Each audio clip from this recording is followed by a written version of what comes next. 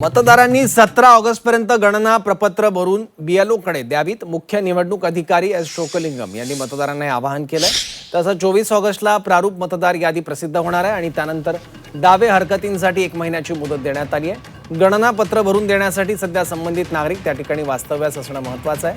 2002च्या मतदार यादीतील मॅपिंग किंवा जुळवणी झाली नसली अथवा आवश्यक कागदपत्र सध्या उपलब्ध नसली तरी गणना पत्र भरून देण्यास नागरिकांनी टाळाटाळ करू नये. आवश्यक कागदपत्र नंतर सादर करण्याची संधी उपलब्ध आहे. राज्यामध्ये 17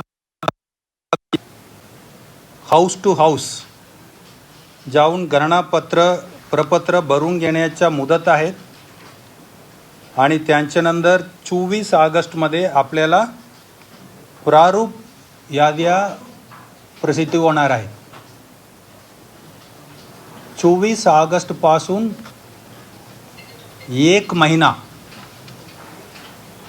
काही नवीन दावे हरकती आहे. आपण प्रत्येक वर्षाला समरी रिव्हिजन करतो.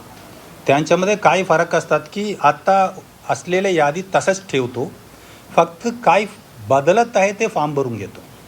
म्हणजे 6, 7, 8 पण SIR सखोल पुनरीक्षणमध्ये आपण काय करतो, जुने यादी बाजूला ठेवतो आणि फक्त प्रत्येक फॉर्म घेऊन प्रत्येकाकडे जातो.